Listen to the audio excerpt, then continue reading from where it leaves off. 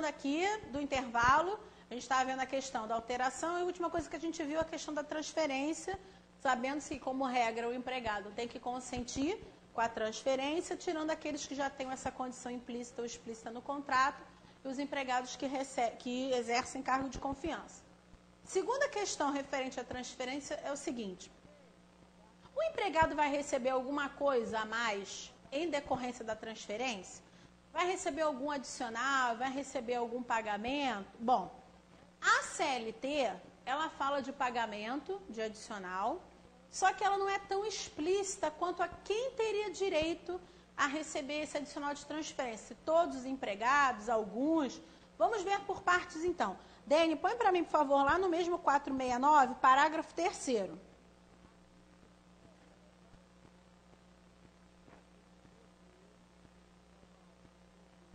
Olha lá, 469 da CLT, parágrafo 3º, diz assim: em caso de necessidade de serviço, o empregado poderá transferir o empregado para a localidade diversa da que resultar do contrato, não obstante as restrições do artigo anterior, mas nesse caso ficará obrigado ao pagamento suplementar, nunca inferior a 25% dos salários que o empregado percebia naquela localidade, enquanto durar essa situação. Bom, a CLT, como eu disse, ela é ampla.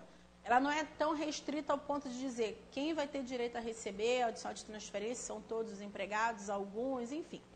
O que ela me diz é o seguinte: aos empregados que forem transferidos para a localidade diversa do seu contrato de trabalho, terão direito a receber um adicional de transferência no valor de, no mínimo, 25% sobre o valor do seu salário. Então, se a pessoa recebia 1.000, ela vai receber 1.000 mais de 250, que são os 25 a título de adicional de transferência. E a pessoa vai receber esse adicional enquanto durar essa situação. Volta lá para o parágrafo para mim, Dene, por favor. Olha o que está escrito no finalzinho do parágrafo 3º, olha lá. Enquanto durar essa situação. Grifa para mim, Dene, por favor.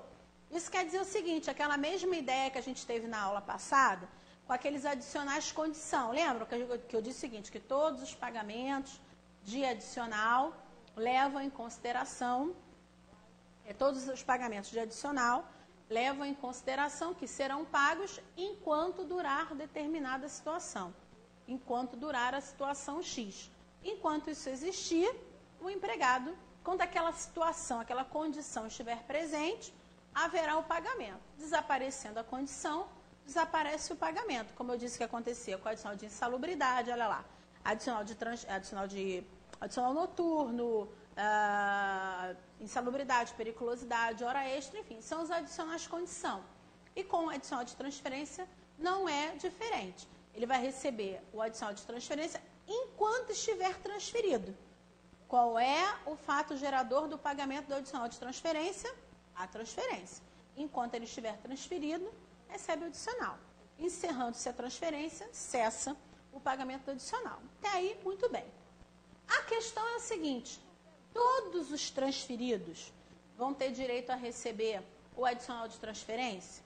Em qualquer situação, não. De acordo com uma orientação jurisprudencial, que a gente vai ver daqui a pouco, apenas terá direito a receber o adicional de transferência aqueles que estiverem sob a transferência provisória. Se a transferência for definitiva desde o começo, ou se a partir de determinado período de tempo ela se tornar definitiva, a partir de então, o empregado perde o pagamento do adicional de transferência. Daqui a pouco eu vou botar para vocês qual seria, o que seria essa transferência provisória ou essa definitiva para saber quando recebe e quando não recebe.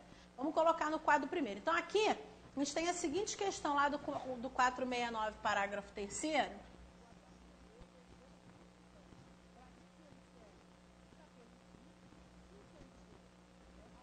Aqui, ó. Enquanto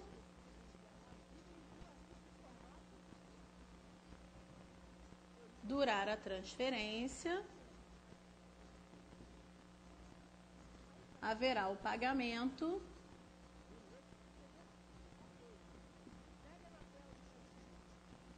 do adicional de transferência no valor mínimo de 25%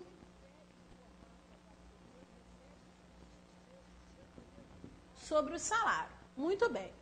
E nós vimos que esse pagamento não vai ser feito para todo mundo. Esse pagamento vai ser feito apenas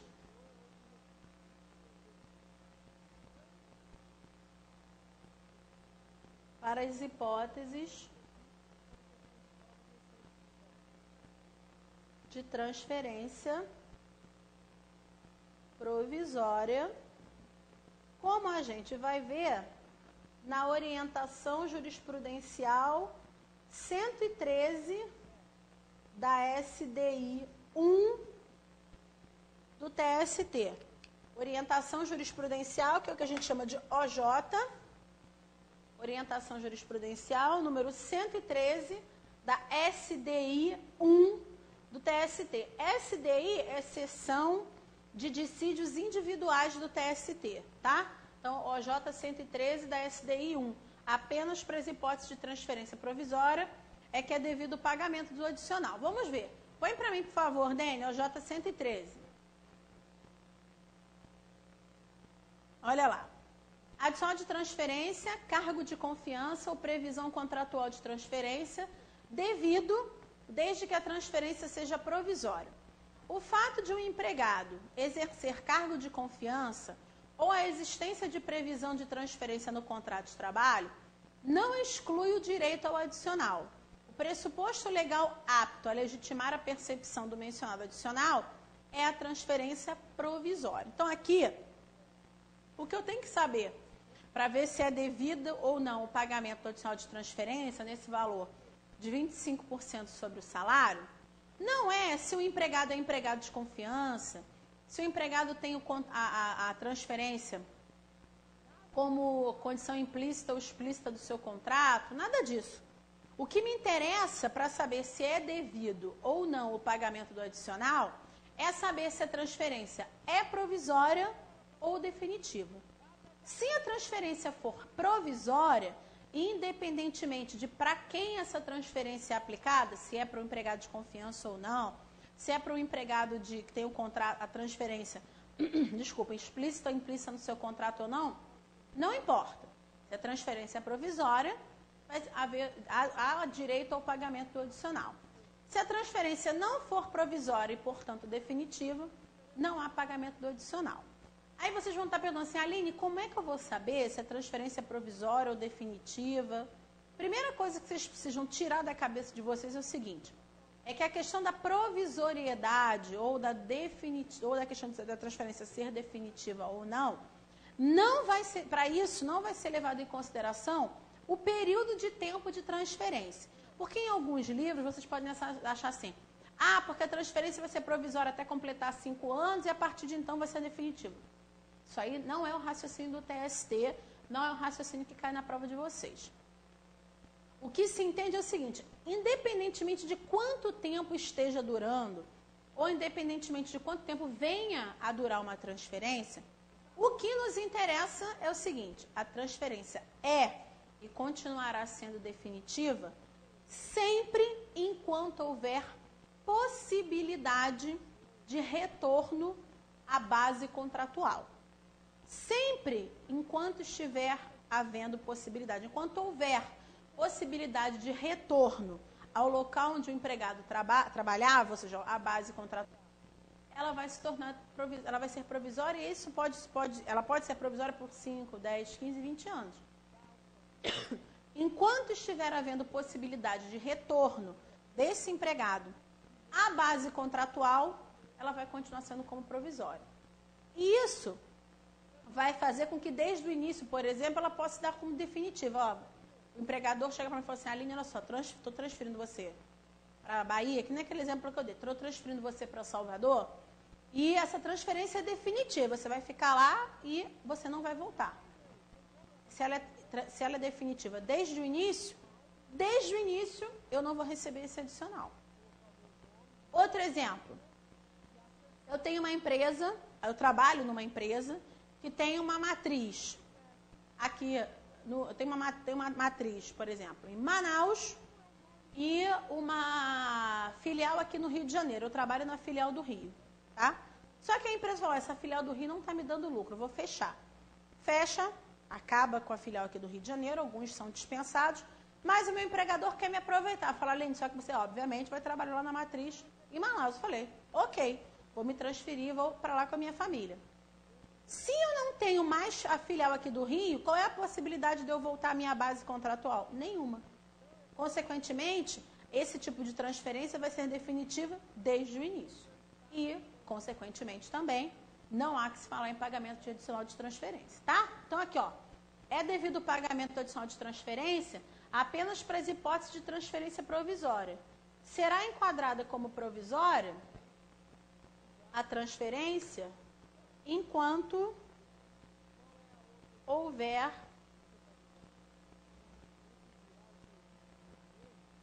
possibilidade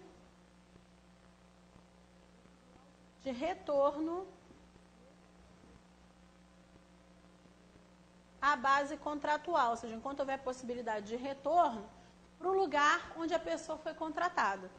A partir do momento em que deixa de haver essa possibilidade de retorno à base contratual, ela se torna definitiva. Por isso que eu falei, essa questão de período de tempo, vai ser provisória até tantos anos e vai se tornar definitiva a partir de não sei quantos anos. Isso é totalmente irrelevante, porque a partir desse critério de ser provisória, enquanto houver possibilidade de retorno à base contratual, isso faz com que uma transferência possa ser provisória durante muito tempo, bem como também ela possa ser definitiva desde o início. O que nos interessa é, só haverá o pagamento do adicional de transferência para as transferências provisórias enquanto ela for provisória. Independentemente do cargo exercido, da função do empregado, não importa. A partir do momento em que ela deixa de ser provisória e se torna definitiva, cessa o pagamento do adicional de transferência de acordo com a OJ 113. Entendido? Muito bem. Vamos começar a falar agora, vou colocar aqui, tá? Vamos começar a falar agora de interrupção e suspensão do contrato de trabalho. Quando a gente fala de interrupção e suspensão, a gente tem que ter em mente a seguinte situação. Muitas são as hipóteses em que, durante o contrato de trabalho, o empregado possa ter que ficar um tempo sem trabalhar. O contrato dele não foi extinto. O contrato dele não foi rescindido, muito pelo contrário, o contrato dele continua ativo, o nome desse empregado continua constando como ativo lá no registro de empregados. Só que, em algumas situações, o empregado fica impossibilitado de trabalhar. Ou, em alguns casos, o empregado, voluntariamente, por um período, deixa de trabalhar. E aí nós vamos achar as hipóteses de interrupção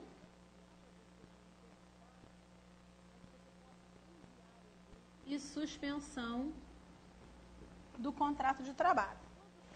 Antes de eu trazer para vocês as hipóteses, os artigos da CLT que tratam de interrupção e suspensão, eu tenho que colocar para vocês o seguinte.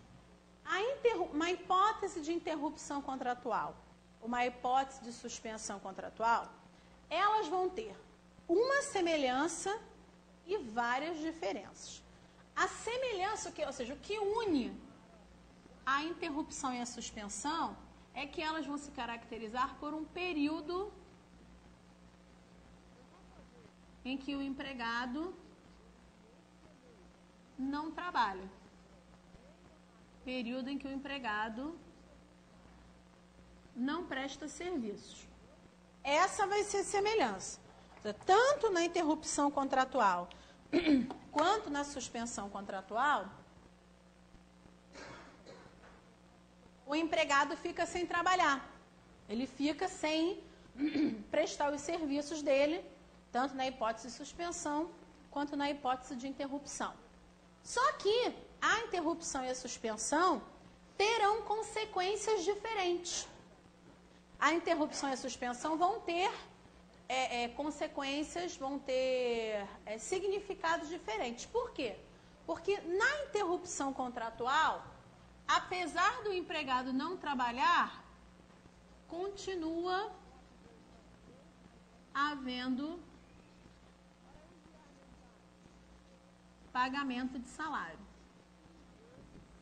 Como se o empregado estivesse trabalhando normalmente. Então, na interrupção, não se trabalha, mas continua tendo pagamento de salário como se ele estivesse trabalhando. Já na suspensão é diferente, ó. O empregado não trabalha e não há pagamento de salário. Então, essa aqui, posso dizer para vocês que é a principal diferença. Assim, a principal semelhança é que tanto você com contrato interrompido, quanto você com contrato suspenso, você não trabalha, você não presta serviços. No entanto, na interrupção você não trabalha, mas continua recebendo normalmente como se estivesse trabalhando. Já na suspensão contratual, você não trabalha e não recebe salário. Outra diferença, na suspensão, o empregador continua com obrigação de depósito de FGTS. Aqui não. Não há depósito de FGTS. Claro que em alguns casos, algumas hipóteses, a gente vai ter alguma pequena diferença em cima disso, tá? Eu tenho algumas suspensões típicas ou atípicas, mas isso nem costuma cair muito na prova. A regra geral é essa aqui. Aqui na interrupção tem depósito de FGTS, na suspensão não. Na interrupção tem contagem de tempo de serviço para fins de férias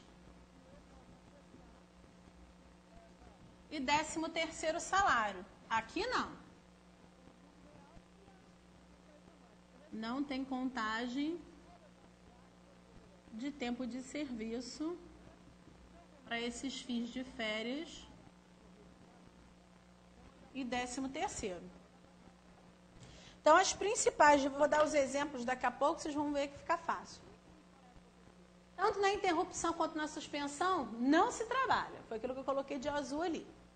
No entanto, na interrupção, apesar de não haver apesar de não haver trabalho do empregado, tem pagamento de salário, tem depósito de FGTS e tem contagem de tempo de serviço para férias e 13º salário. No caso da suspensão, não tem nada disso. Não se trabalha. E como consequência da ausência de trabalho, não tem salário, não tem pagamento de FGTS, nem tem contagem de tempo de serviço para fins de férias e 13º. O exemplo mais fácil de interrupção, que é o período que todo mundo gosta, férias. Olha que sensacional. As férias são um exemplo de interrupção, porque eu não trabalho, mas o meu salário tem que ser pago, o meu período vai ser contado como período de trabalho para outras férias, para o pagamento do 13º. Naquele período, o meu empregador tem que depositar o meu FGTS. Tudo isso é exemplo as férias são o exemplo típico de interrupção contratual.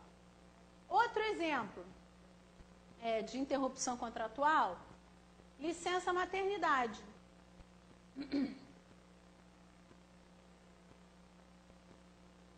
A licença maternidade é um exemplo de interrupção. A mulher só não trabalha, mas o salário dela continua sendo pago, o empregador naqueles meses tem que fazer depósito do fundo, tem contagem de tempo de serviço para férias 13º, tudo direitinho.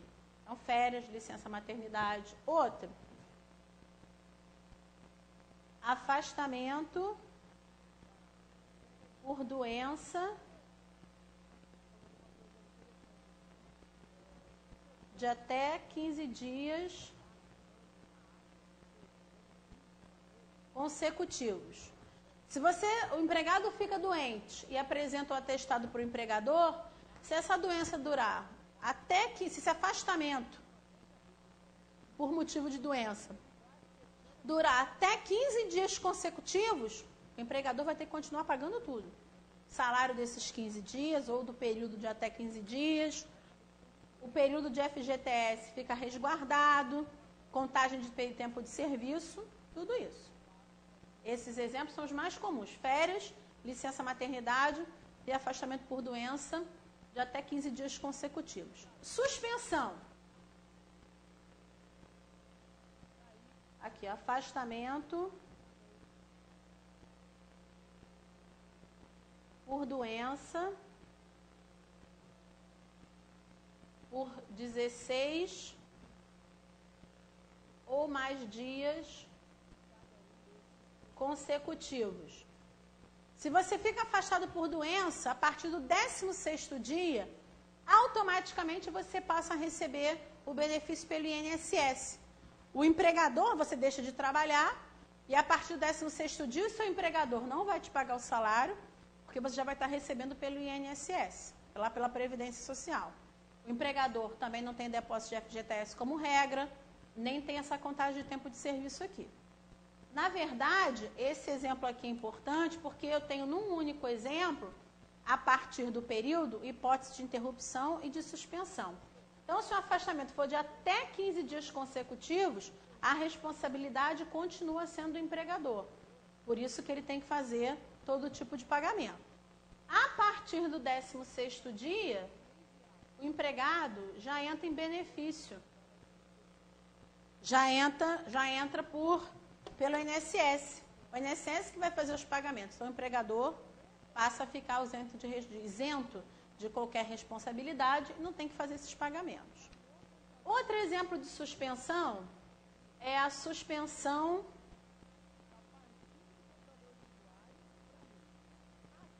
disciplinar. Eu vou achar, põe para mim, Dene, por favor, artigo 474. Que eu vou achar no artigo 474 da CLT. Na verdade, a suspensão, chamada suspensão disciplinar, é uma das formas que o empregador pode se utilizar para punir o empregado. Olha lá o 474. A suspensão do empregado por mais de 30 dias consecutivos importa na rescisão injusta do contrato de trabalho.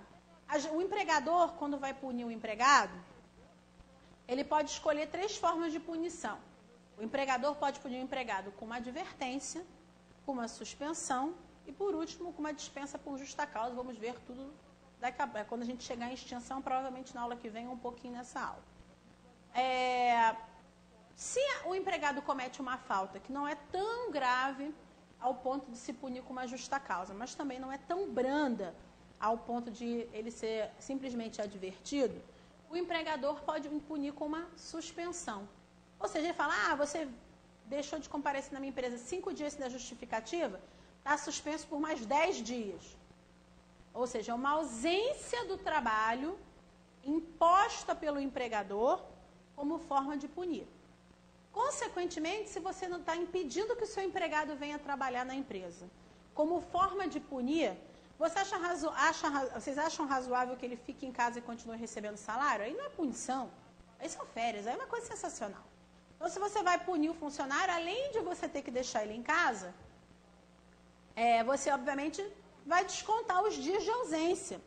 Até porque ele só está deixando de trabalhar por culpa dele, em virtude de uma falta ou de uma coisa que ele tenha cometido anteriormente. Então, aqui qual é o raciocínio? Suspensão disciplinar. É quando o empregador não autoriza que o empregado venha a trabalhar ou determina que ele não venha a trabalhar como forma de punir. A única coisa que o empregador tem que ter em mente, que é o que a gente viu na redação do 474, é que existem limites para essa punição. Ou seja, o empregador pode punir, o empregador pode suspender o empregado, no entanto, por um período de até 30 dias consecutivos. Então, essa suspensão disciplinar, período em que o empregado não vai receber salário, não vai, de forma nenhuma, ter depósito de FGTS, nem contagem de tempo de serviço para fins de férias ou 13º, essa punição, ela tem um limite que o empregador vai ter que respeitar. Não é porque o empregador pode suspender, que o empregador vai achar, eu vou suspender pelo prazo que eu quiser. Claro que não. A lei, no artigo 474, impõe um limite para que essa punição aconteça. Qual é o limite? No máximo, 30 dias consecutivos. Se o empregador se exacerba no direito de punir, se ele extrapola, se ele vai além do direito que ele tem de punir, olha o que a lei diz. Se ultrapassar os 30 dias consecutivos, o que acontece? A rescisão se torna uma rescisão injusta. Põe de novo para mim, por favor, no 474. Olha lá. A suspensão do empregado por mais de 30 dias consecutivos importa na rescisão injusta do contrato de trabalho. Aqui a gente tem o seguinte, o empregador, ele estava com toda a razão para punir, com toda a razão para suspender. Só que, como a lei diz, ele tem um prazo máximo que ele pode se utilizar dessa punição. Ele pode punir, suspender por no máximo 30 dias consecutivos. Se ele que está com todo o direito na mão extrapola o direito de punir, ele vai acabar sendo prejudicado. Por quê? É aquela ideia do feitiço se volta contra o feiticeiro. Porque você pode punir, mas se você extrapola do seu direito de punir, você que vai ser punido. Você é que vai se dar mal nessa história. Por quê? Porque aquilo que seria uma suspensão se torna uma dispensa sem justa causa. Então, a suspensão disciplinar é uma forma de suspensão, porque o empregado não trabalha e não recebe, nem existem quaisquer desses outros efeitos. No entanto, o empregador tem que ter ciência de que ele tem um limite para punir, no máximo de 30 dias consecutivos. Tá? Muito bem. Então, nós vimos aqui a principal semelhança, e tanto na interrupção quanto na suspensão, o empregado não trabalha, e as diferenças. Na interrupção, não se trabalha, mas se continua recebendo, como se estivesse trabalhando, além da questão do FGTS, da contagem de tempo de serviço. E na suspensão, o empregado não trabalha e não recebe. Além disso, não tem FGTS, nem tem contagem de tempo de serviço. Vimos os exemplos aqui. Muito bem. Aline, tem alguma outra semelhança? Não com relação à questão de não trabalhar, enfim. Tem alguma outra questão importante da interrupção e da suspensão? Tem. Primeira coisa, como regra geral, como regra, que nós vamos ver que existe uma exceção. A gente vai ver que tem uma exceção um pouquinho mais para frente.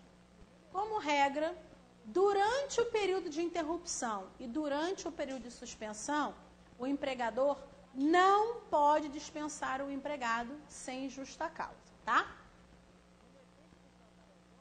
Durante os períodos de interrupção ou suspensão contratual, o empregado não pode ser dispensado sem justa causa. É como se fosse, assim, não é exatamente, mas a ideia que a gente tem que ter aqui é como se fosse um período de estabilidade no emprego. Durante o período de suspensão ou durante o período de interrupção, o empregado não pode ser dispensado sem justa causa. Como regra, vamos ver que existe uma hipótese em que isso até pode vir a acontecer. Mas como regra, durante esse prazo, durante esse período de interrupção e suspensão, o empregado não pode ser dispensado sem justa causa. Vamos pensar o motivo por que isso não pode acontecer. Normalmente, o empregado é dispensado sem justa causa, mas ele precisa ser comunicado. Se ele sequer está trabalhando, como é que o empregador vai chegar para ele e vai falar que ele está sendo mandado embora? Por telegrama? Não dá. Sem justa causa não dá. Você tem que informar para o seu empregado que você está mandando ele embora. Ainda que não tenha um motivo justo, um motivo razoável, ainda que não tenha nenhuma motivação, mas você quer mandar embora, você como empregador, a princípio até pode. Mas, nesse caso aqui, o empregado tem que estar exercendo uma função. O empregado tem que estar trabalhando para que ele ser informado o motivo pelo qual ele está sendo mandado embora sem justa causa. Consequentemente, se ele está com o contrato suspenso ou se ele está com o contrato interrompido, se ele não está trabalhando, vou morrer com esse barulho. Se ele não está com o contrato suspenso ou interrompido, isso tem que ser informado para ele de uma forma ou de outra. Então, com isso, com o contrato suspenso ou interrompido, isso fica difícil de acontecer. Muito bem. Então, essa é uma outra semelhança que não se refere necessariamente à questão de estar trabalhando ou não mais e não está escrito na lei. Mas isso é uma coisa que a jurisprudência utiliza e que vocês na prova necessariamente vão ter que utilizar. Sensacional. Muito bem. Então, essa outra questão, durante os períodos de interrupção e suspensão, o empregado não pode ser dispensado sem justa causa. Outra questão importante. Dene, põe para mim, por favor, no artigo 471.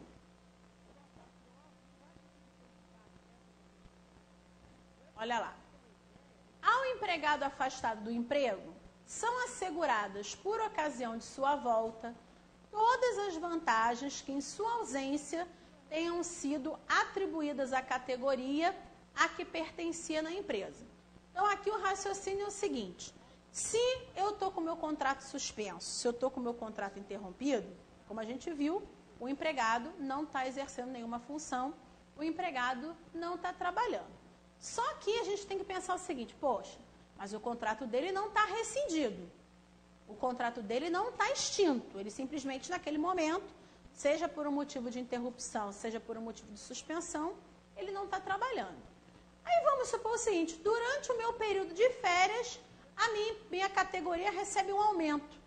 Aí eu não vou receber porque o meu contrato, porque eu não estava trabalhando? Eu estou com o meu contrato suspenso.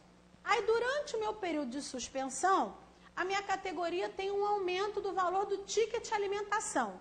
Então, quer dizer que quando eu voltar a trabalhar eu não vou receber? O artigo 471 quer efetivamente o quê? Acabar com esse problema.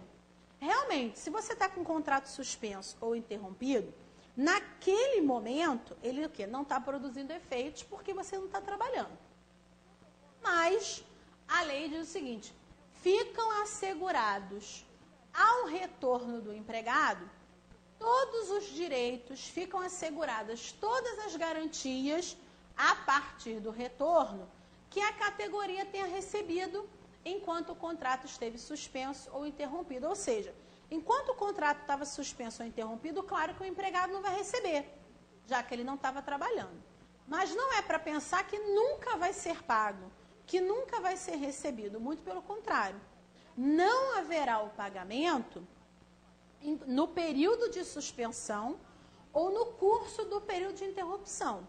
No entanto, a partir do retorno do empregado, a partir de quando estiver encerrada a hipótese de interrupção ou encerrada a hipótese de suspensão, automaticamente, quando você voltar a trabalhar, todos os direitos que tenham sido assegurados à categoria, todas as vantagens que tenham sido concedidas à categoria, agora você, a partir do retorno, vai receber. Você não vai receber retroativo. A partir de quando você voltar, você tem direito a receber, tá? Então, temos que ter essa noção. Interrupção e suspensão. Não trabalho. Se eu não trabalho, mas continuo recebendo os pagamentos, interrupção. Se eu não trabalho, mas deixo de receber os meus pagamentos e demais vantagens, suspensão contratual. Em ambos os casos, o empregado não pode ser dispensado sem justa causa, já que ele sequer estaria trabalhando para poder ser informado pelo empregador da ocorrência da dispensa. Outra coisa, durante o período de suspensão e interrupção, todos os direitos e garantias que venham a ser concedidos para a categoria daquele empregado, tudo vai ser concedido para ele a partir de quando ele voltar a trabalhar, a partir de quando ficar encerrada a hipótese de suspensão ou encerrada a hipótese de interrupção. Entendido? Muito bem. Vimos o quê? Que, como regra, não há pagamento. E, como regra, o empregado não pode ser mandado embora sem justa causa. No entanto, nós vamos achar no artigo 476-A, põe para mim, por favor, Dene. Artigo 476-A, um tipo de suspensão contratual especial. É um tipo de suspensão contratual que se chama suspensão para participação em curso de qualificação profissional. Põe aqui no quadro para mim, vou botar aqui, tá? Daqui a pouco eu volto aí, para poder eles copiarem. Aqui, ó.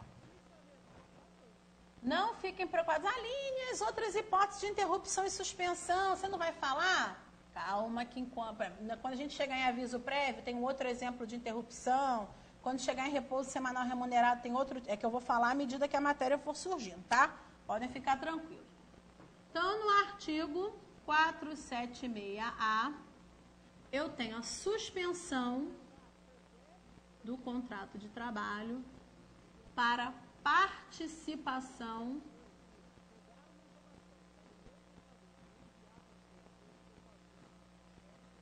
em curso de qualificação profissional.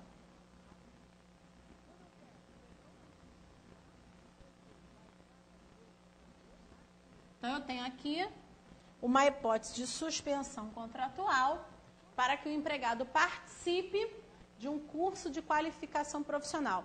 Sabe aquelas hipóteses em que o empregado deixa de trabalhar, tem o seu contrato suspenso para fazer um curso profissionalizante, um curso que vai melhorar o seu desempenho na empresa, faz isso no Senai, no Senac, enfim, então vai estudar fora, não importa. Existe uma possibilidade de suspensão contratual para esse fim. É a suspensão para participação em curso de qualificação profissional.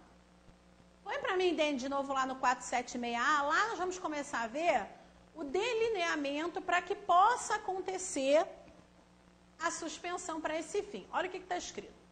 O contrato de trabalho poderá ser suspenso por um período de 2 a 5 meses para a participação do empregado em curso ou programa de qualificação profissional oferecido pelo empregador com duração equivalente à suspensão contratual, mediante previsão em convenção ou acordo coletivo de trabalho e aquiescência formal do empregado, ou seja, concordância formal do empregado, observado o disposto no artigo 471 desta consolidação. Então, aqui o artigo já traz para mim o quê?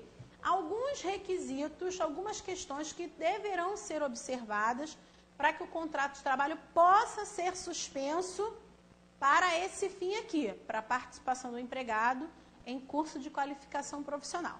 Vamos colocar primeiro aqui no quadro quais são esses requisitos, são essas noções que o empregador tem que ter para poder suspender. Então, aqui, ó, suspensão do contrato para participação em curso de qualificação profissional. Bom, terá uma duração, em regra, de 2 a 5 meses, e o curso que ele vai participar com igual duração da suspensão, ou seja, o contrato vai ficar suspenso durante o prazo de duração do curso. Se o curso demorar 5 meses, o contrato vai ficar suspenso 5 meses. Se o contrato ficar suspenso 2, o curso vai durar 2. Enfim, então, duração dessa suspensão, em regra, de 2 a 5 meses, e o curso vai ter igual duração, vai ter a mesma duração da suspensão contratual. Só que para que essa suspensão possa acontecer, tem que ter previsão em acordo coletivo ou em convenção coletiva. E eu preciso da aquiescência, ou seja, da concordância formal do empregado. Então, o empregado não pode ser obrigado a ter o seu contrato suspenso por essa razão aqui. O empregado precisa formalmente concordar com a sua suspensão contratual de 2 a 5 meses para participação nesse curso. Aí eles vão pensar assim, Aline, olha só. Se é uma suspensão contratual, o empregado não trabalha e não recebe. Como é que ele vai concordar com essa suspensão aqui se ele vai ficar sem o pagamento do salário? Muito simples. Durante esse prazo de 2 a 5 meses, o empregado vai deixar, a princípio, de receber pagamentos do empregador. Mas, durante essa primeira participação de 2 a 5 meses, o empregado vai receber uma bolsa de qualificação profissional, bolsa, de qualificação profissional em valor equivalente ao seu salário. Só que quem vai pagar essa bolsa de qualificação profissional em valor equivalente ao seu salário não é o empregador. Essa bolsa vem de recursos do FAT, F-A-T. FAT é Fundo de Amparo ao Trabalhador. Por exemplo, o valor do seguro, o que os empregados, o que as pessoas recebem de seguro-desemprego vem de recursos do FAT, de Fundo de Amparo ao Trabalhador. Então, o fundo é um valor que é gerido junto com os valores do FGTS, que para quando há necessidade, como num curso desse, na hipótese de algum tipo de indenização, ou então no caso do seguro-desemprego, pega lá do Fundo de Amparo ao Trabalhador, tá? Então aqui, vou botar até de outra cor. Então, durante esse período de 2 a 5 meses, o empregado receberá uma bolsa de qualificação profissional em valor equivalente ao salário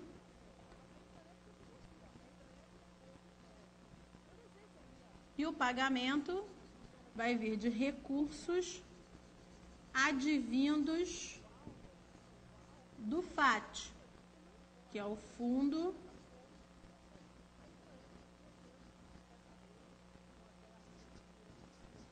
de Amparo ao Trabalhador. Então, durante esse período, até para que seja uma forma de incentivar o empregado a participar desses cursos, porque realmente, se ele participasse do curso, mas não recebesse nenhum centavo, é claro que ele não ia querer participar de curso nenhum. Como é que ele vai pagar as contas dele? Enfim.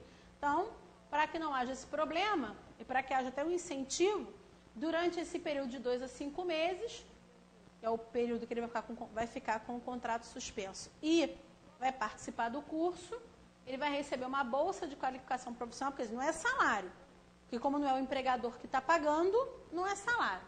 É uma bolsa de qualificação profissional em valor equivalente ao salário de recursos advindos do FAT, Fundo de Amparo ao Trabalhador.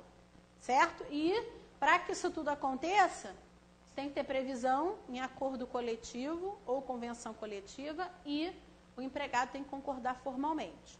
O empregador não pode impor, não pode obrigar que o empregado tenha sua suspensão por esse motivo aqui. Tá? Parágrafo 1º do 476A. Após a autorização concedida por intermédio de convenção ou acordo coletivo, o empregador deverá notificar o respectivo sindicato com antecedência mínima de 15 dias da suspensão contratual. Aí vem o parágrafo 2º. O contrato de trabalho não poderá ser suspenso em conformidade com o disposto no caput deste artigo mais de uma vez no período de 16 meses. Então, aqui eu tenho o seguinte. Se já houve uma suspensão por esse motivo, uma nova suspensão só depois de 16 meses a contar do fim dessa suspensão atual. Até o que se quer evitar? Que haja sucessivas suspensões por esse motivo. Não pode. Então, uma nova suspensão apenas após 16 meses do final da suspensão anterior. Segunda coisa importante. O empregador precisa notificar o sindicato da categoria do empregado, informando da ocorrência dessa suspensão, informando da ocorrência desse motivo de suspensão, com uma antecedência de pelo menos 15 dias do início da suspensão contratual, tá? Vamos botar aqui no quadro, por favor. Então, aqui eu tenho aqui o empregador notificará o sindicato da categoria informando sobre a suspensão com antecedência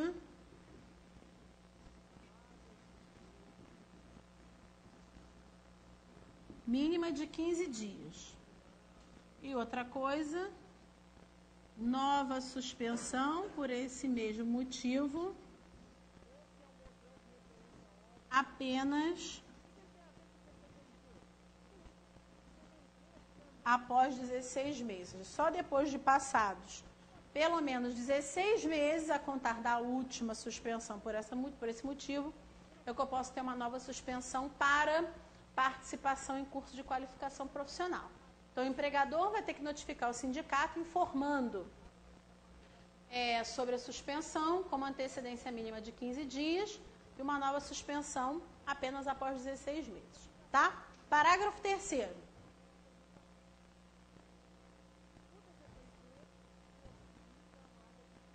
Olha lá, o empregador poderá conceder ao empregado uma ajuda compensatória mensal sem natureza salarial durante o período de suspensão contratual nos termos do caput deste artigo, com valor a ser definido em convenção ou acordo coletivo.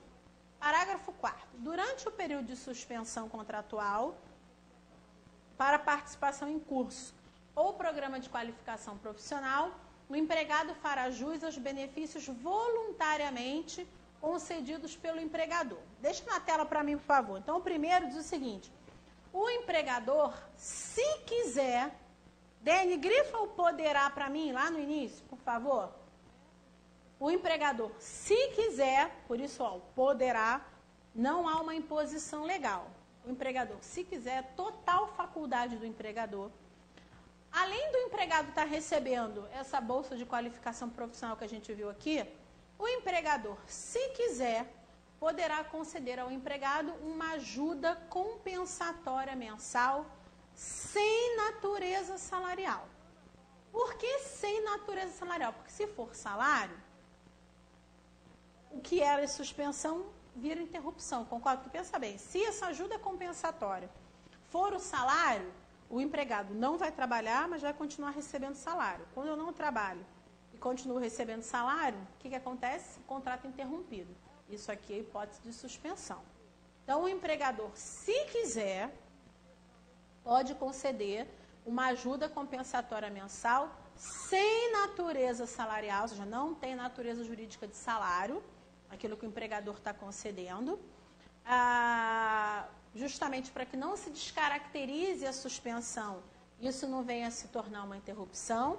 E o valor dessa ajuda compensatória mensal vai estar previsto no acordo coletivo ou na convenção coletiva. Até porque, para que eu possa ter uma suspensão por esse motivo, eu preciso, né, ter uma previsão no acordo coletivo ou na convenção coletiva. Então, eu vou ter uma previsão no acordo ou na convenção também acerca do valor dessa ajuda compensatória mensal. Além disso, o empregado também vai ter direito a receber benefícios que o empregador voluntariamente queira conceder. Por exemplo, se o contrato está suspenso, ele não está indo trabalhar. Nessa hipótese aí, já que o contrato está suspenso, o empregador tem alguma obrigação de continuar concedendo o Vale Transporte? Não. Por quê? O Vale Transporte está lá na lei de Vale Transporte. O Vale Transporte, ele existe para que o empregado faça o trajeto casa, trabalho, casa. Da casa para o trabalho, do trabalho para casa. Se ele não está trabalhando, o objetivo do Vale Transporte deixa de existir. Mas se ainda assim o empregador voluntariamente quiser conceder, não vai ser o direito do trabalho que vai dizer que não, muito pode conceder. Outra coisa, se o contrato está suspenso, não tem por que ele receber o quê? O ticket refeição ou o ticket alimentação.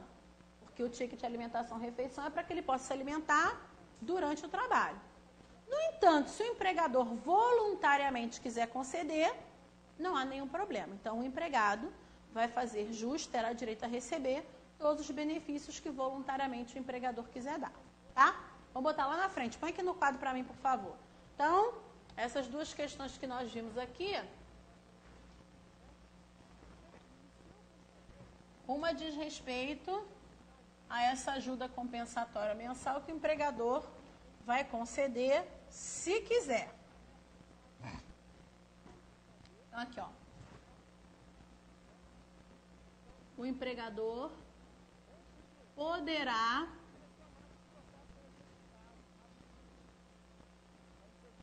conceder ao empregado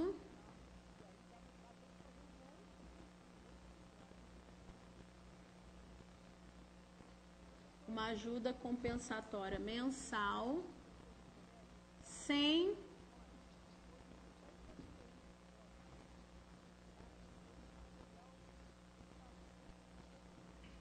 natureza salarial, cujo valor vai ser definido em acordo coletivo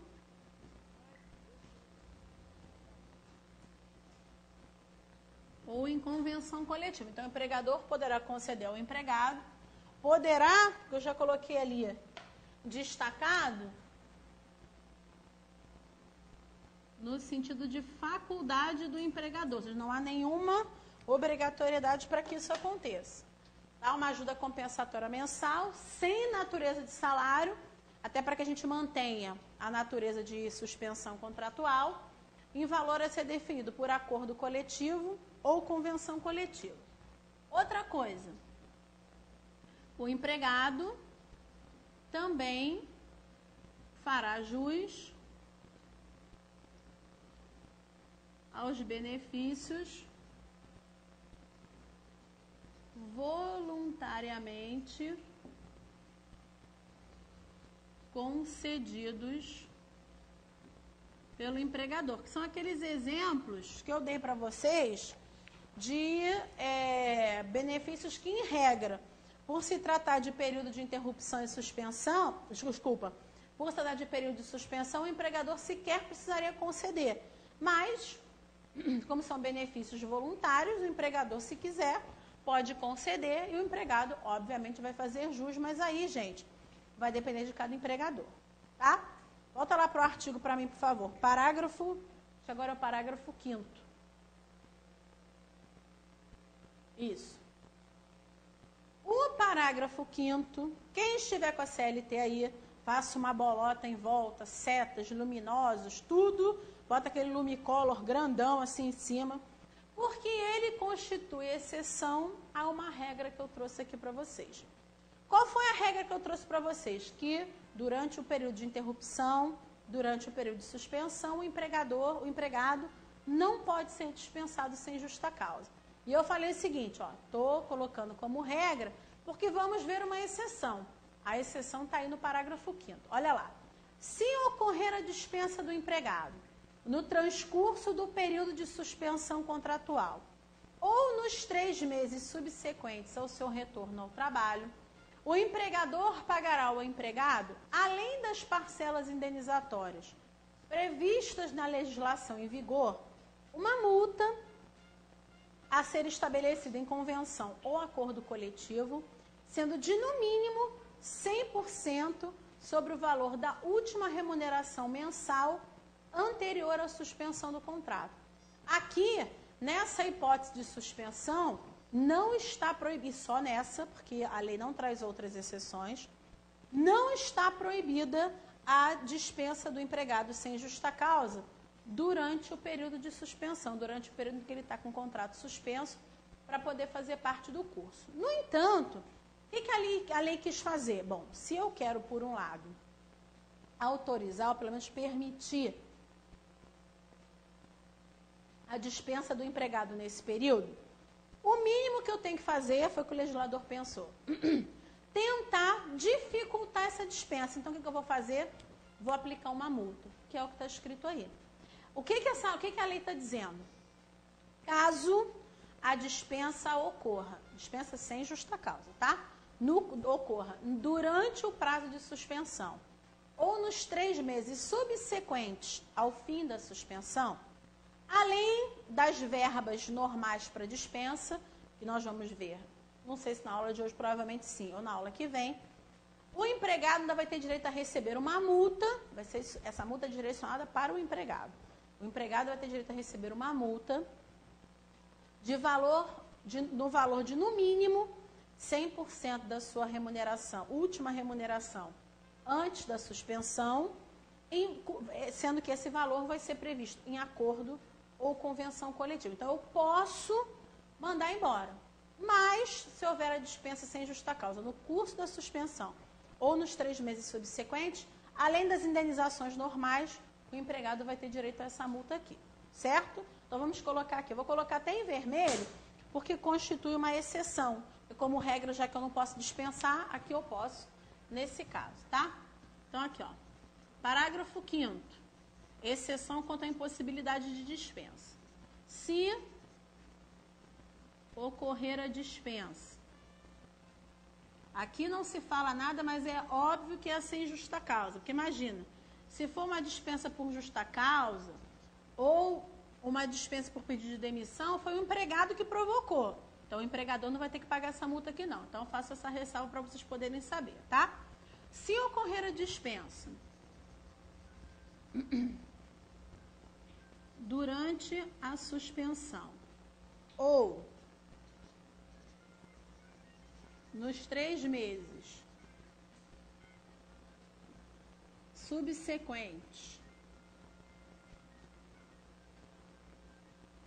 ao retorno do empregado, o que o empregado vai receber? A indenização legal, ou seja, as parcelas normais previstas em lei, mas, aqui que começa a ficar diferente, uma multa cujo valor vai ser definido em convenção ou acordo coletivo, mas de, no mínimo, 100% da última remuneração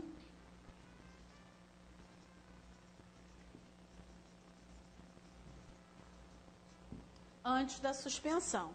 Então, assim, como regra, continua sendo impossibilitada a dispensa sem justa causa durante a interrupção ou a suspensão. Excepcionalmente, nesse caso, pode acontecer.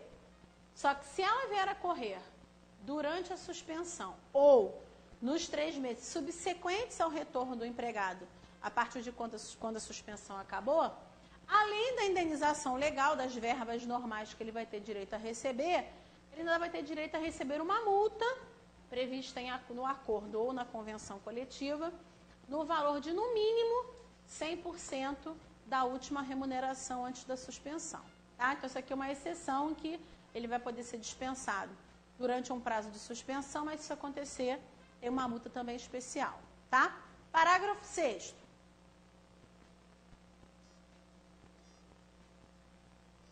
O parágrafo 6º, ele é destinado para aqueles empregadores espertalhões que inventam essas suspensões contratuais para ele não ter que pagar salário, mas, na verdade, o empregado não está participando de curso nenhum, ou então até está participando do curso, mas continua trabalhando. Na verdade, o que acontece? Essa suspensão existe para que o empregado deixe de trabalhar, porque, do contrário, sequer seria suspensão, para que o empregado deixe de trabalhar e, em virtude disso, o empregado possa participar desse curso de qualificação profissional. Por isso, inclusive, que o Estado, né, como um todo, está participando disso aí com o quê? Com o pagamento daquela bolsa de qualificação profissional através de recursos do FAT. Se o empregador inventa, né, esse curso e o empregado não participa de curso nenhum ou continua trabalhando, é suspensão. E mais, o empregador está enganando o país, né? Está enganando o FAT, que está se disponibilizando a pagar um período aí dessa bolsa. O que acontece se o curso não for dado ou se o empregado estiver trabalhando? Olha lá, se durante a suspensão do contrato não for ministrado o curso ou o programa de qualificação profissional, ou o empregado permanecer trabalhando para o empregador, ficará descaracterizada a suspensão, sujeitando o empregador ao pagamento imediato dos salários e dos encargos sociais referentes ao período, as penalidades cabíveis previstas na legislação em vigor, que tem a ver com questão administrativa, não nos interessa, bem como as sanções previstas em convenção ou acordo coletivo.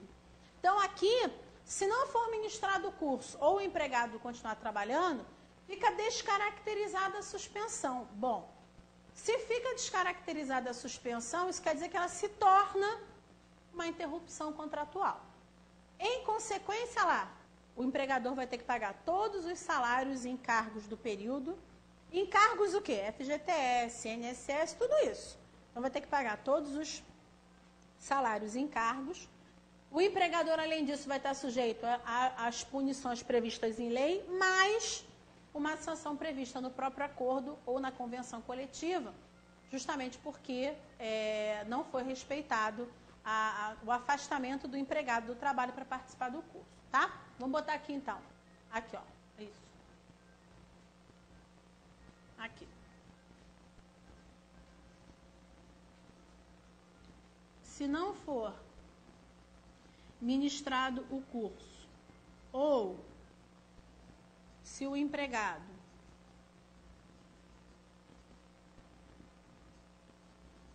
continuar trabalhando,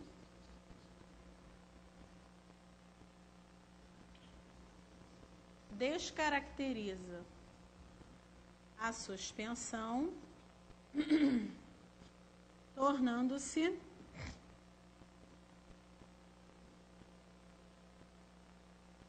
interrupção do contrato de trabalho. Qual é a consequência disso? Pagamento dos salários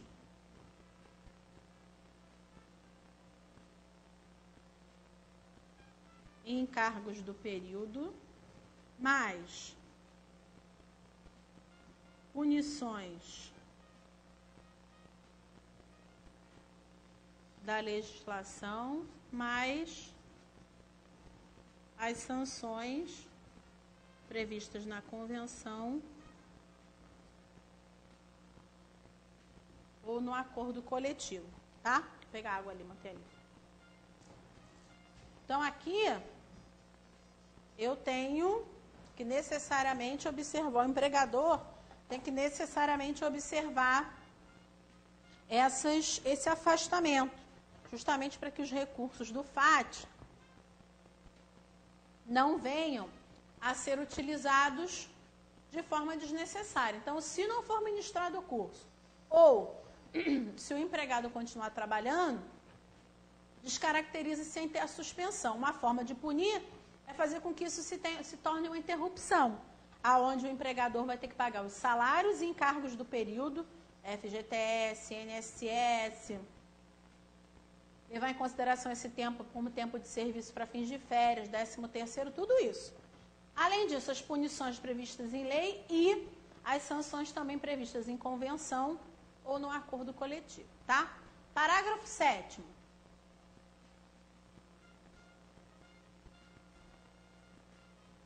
O prazo limite fixado no caput, que é aquele de 2 a 5 meses,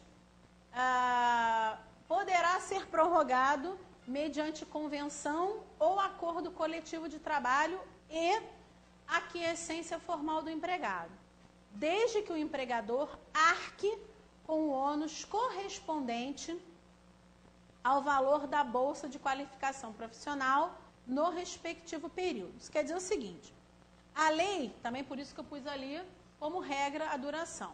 A duração, como regra, de 2 a 5 meses.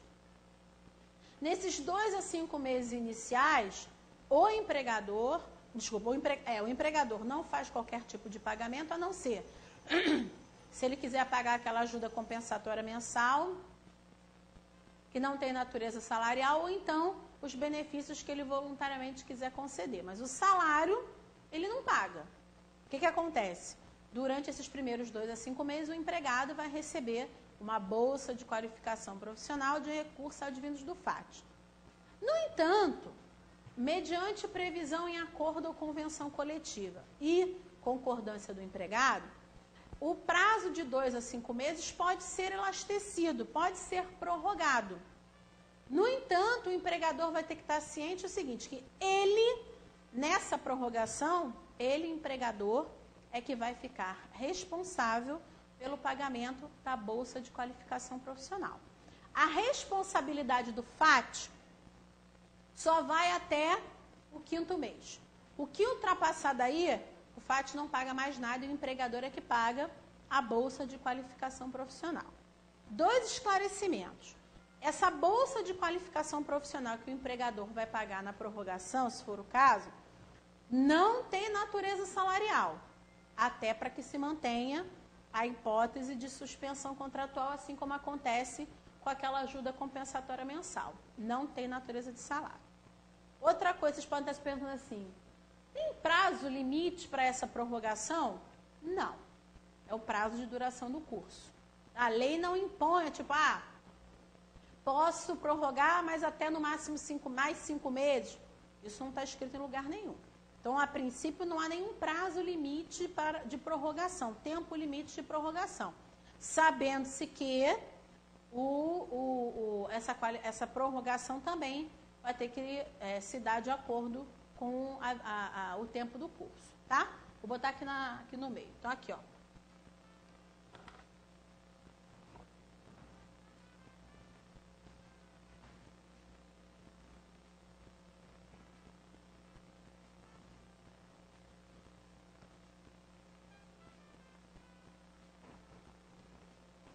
Então, aqui eu tenho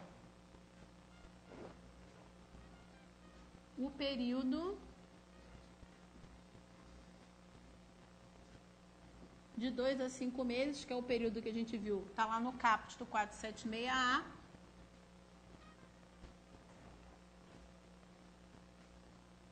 Poderá ser prorrogado mediante previsão em convenção ou acordo coletivo, mais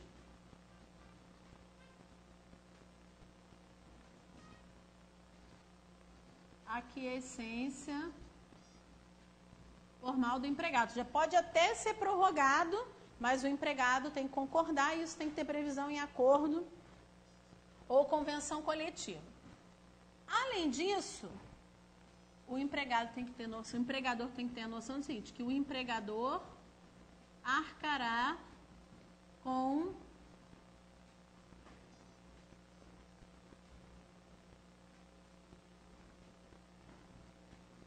a Bolsa de Qualificação Profissional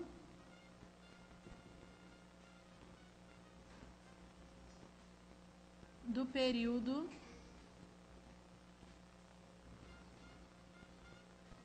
da prorrogação.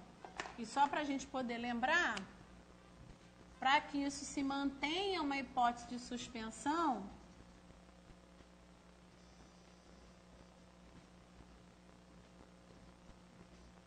sem natureza salarial, tá? Assim como acontece com aquela ajuda compensatória mensal, para que se possa manter como hipótese de suspensão, isso aqui não tem natureza de salário. Entendido? Muito bem. Essas questões referentes a esse curso de qualificação profissional e esses parágrafos, tentem memorizar, porque dificilmente vocês vão achar alguma prova que isso aqui não cai. Muito difícil, né? Um técnico, um analista, não importa. Dificilmente vocês vão achar alguma prova que isso aqui não seja pedido ou não seja cobrado. Então, presta atenção. Por isso que eu fiz questão de colocar tudo no quadro, bonitinho, que vocês vão copiando, isso já vai ajudando a memorizar, tá? Antes que eu esqueça, eu estava dando perguntas na hora do intervalo, eu sempre vou lá, né? Fofocar para poder ver se tem alguma coisa mais importante, assim, uma coisa que eu posso ter deixado passar, que o aluno pergunta, eu gosto de falar durante a aula. Teve uma aluna, acho que é de Corumbá, no Mato Grosso do Sul, que colocou o seguinte, que estão adorando a aula, eu inclusive fico muito feliz, né? Que falou assim, Aline, vai dar tempo de dar o edital todo? Fiquem calmos. Nós estamos na segunda aula, olha quanta coisa eu já dei. Na verdade, o que acontece? Quando a gente tem um reta final, o próprio nome já diz. Eu pego o edital e coloco, faço o roteiro de aula. Na verdade, eu espero que já esteja no site há muito tempo, que desde antes da primeira aula esse roteiro já estava pronto, já estava na mão do pedagógico. Então, se não tiver, mandem, me avisem para eu poder cobrar, porque para mim já estava lá há muito tempo, acredito que já esteja. O que eu faço? Eu pego o edital e coloco no meu roteiro de aula tudo aquilo que é assim, o mais importante dentro desse edital. Óbvio que uma coisa ou outra pode ser que eu não consiga dar, mas dentro desse roteiro que eu fiz para vocês, e eu vou dizer para vocês, está 95% do edital, que é o que costuma cair na prova, ou que costuma cair nas provas de acordo com o edital, eu vou conseguir dar todo ele. Então, não fiquem preocupados. Tanto é que tem coisa... os alunos estão dizendo, o Odênio está colocando aqui, está dizendo que não está. Que os alunos estão reclamando que não está. Eu vou dizer para vocês, o meu roteiro já está na mão do pedagógico desde antes da primeira aula que eu dei para vocês. Isso é, inclusive, um procedimento meu. Eu não sei com relação aos outros professores, mas até porque eu quando era aluna, eu gostava de saber o que o professor ia dar, o que o professor... Está aqui, ó, para vocês verem que eu não estou mentindo. Tem um roteiro aqui de 7, 8 folhas, que é o que eu vou dar o curso todo, porque eu acho que o aluno gosta de se preparar, saber o que quer estudar para a aula que vem, enfim. Então, eu vou amanhã, prometo, ligar para o pedagógico e reclamar e cobrar, até para que vocês não pensem que sou eu que não estou disponibilizando. Isso já está com curso há muito tempo, desde antes da primeira aula. Não fiquem preocupados. Amanhã de manhã eu vou estar ligando, vou anotar na minha agenda quando a aula acabar, para ligar e falar, os alunos estão reclamando porque não está no site. Né? Até porque vocês têm direito, porque o meu trabalho já está pronto, sei lá, há mais de um mês na mão deles para poder colocar. Então, não fiquem preocupados com relação a isso. Apesar de já deveria estar no site, amanhã esse problema vai ser resolvido, porque eu mesmo vou ficar cobrando, vou ficar em cima. O que está no meu roteiro de aula, com certeza eu vou conseguir acabar. Não fiquem preocupados. Por isso que eu marco 4 aulas. Na verdade, se eu marcasse até em 3, se eu corresse, eu conseguiria dar, mas eu não gosto de dar nada corrido. Eu acho que o aluno tem direito, apesar de ser um reta final, de ter coisa colocada no quadro, fazer as coisas com calma, enfim. Por isso que eu peço 4 aulas e, além de uma aula só para analista, para os temas que são específicos de analista. Então, não fiquem preocupados que o que está no roteiro vai ser dado e o roteiro constitui praticamente 95% da matéria do edital. E amanhã esse problema do site vai ser resolvido, com certeza, porque aqui eu vou ficar em cima para resolver, certo? Então, vamos lá. Visto essas questões de alteração e suspensão, nós vamos ter que falar a respeito de extinção do contrato de trabalho. Porque, olha só, a gente já falou de formação do empregado, empregador, formação do contrato de trabalho, o que acontece com o contrato durante o seu desenrolar, se tem que alterar, se não tem. Vimos aqui as hipóteses de suspensão e interrupção do contrato, algumas hipóteses em que o contrato, momentaneamente, o empregado deixa de trabalhar, quais são as consequências. Muito bem. Vamos começar a ver agora o seguinte, e quando o contrato é rescindido? E quando o contrato é extinto? O que acontece? Muito bem. Primeira coisa que a gente tem que observar e que a gente vai estudar aqui é o Instituto do Aviso Prévio.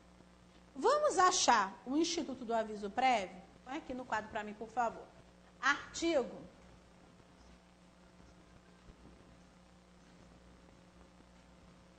487 e seguinte. Antes da gente começar a ler os artigos que falam de aviso prévio, eu vou dizer para vocês o seguinte, que existem 2 modalidades de aviso prévio. Existe o aviso prévio trabalhado e existe o aviso prévio indenizado. Aqui, ó. Então, eu tenho duas modalidades de aviso. Eu tenho um aviso prévio trabalhado e eu tenho um aviso prévio indenizado. Eles vão derivar de escolha do empregador. Ou seja, o empregador é que vai escolher se o aviso prévio do empregado vai ser trabalhado ou se o aviso prévio do empregado vai ser indenizado. Ele que está mandando embora, ele que vai escolher.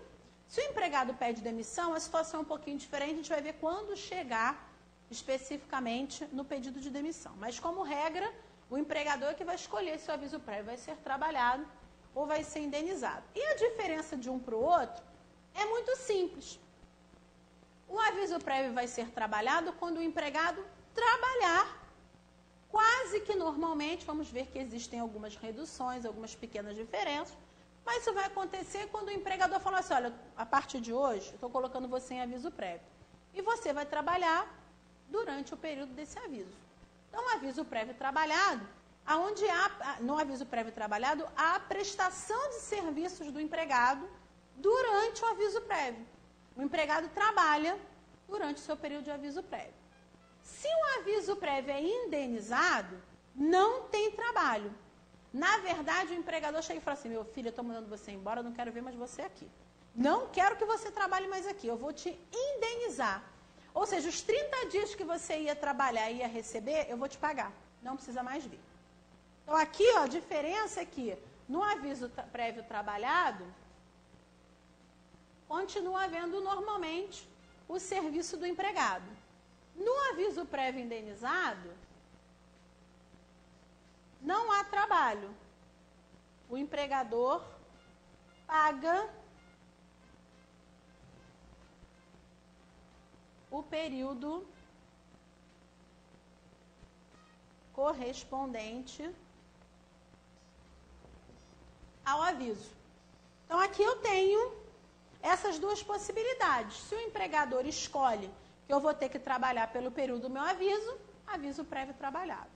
Se o empregador, por sua vez, escolhe que eu não quero que o meu empregado trabalhe, eu quero que o meu empregador pague.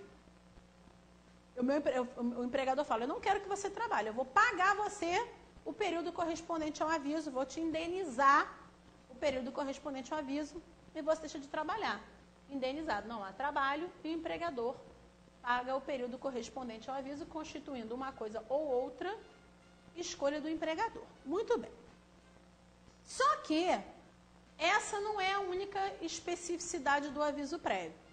Nós temos uma outra coisa importante. Se a gente for lá na Constituição, Dene, põe na Constituição para mim, por gentileza, artigo 7º, vai descendo um pouquinho para mim, que agora eu não anotei aqui o inciso. Pode ir, peraí. Do prévio, peraí. Pode ir mais. Salário, família não é, também não é, pode ir. Pode ir. Férias. Aí, inciso 21.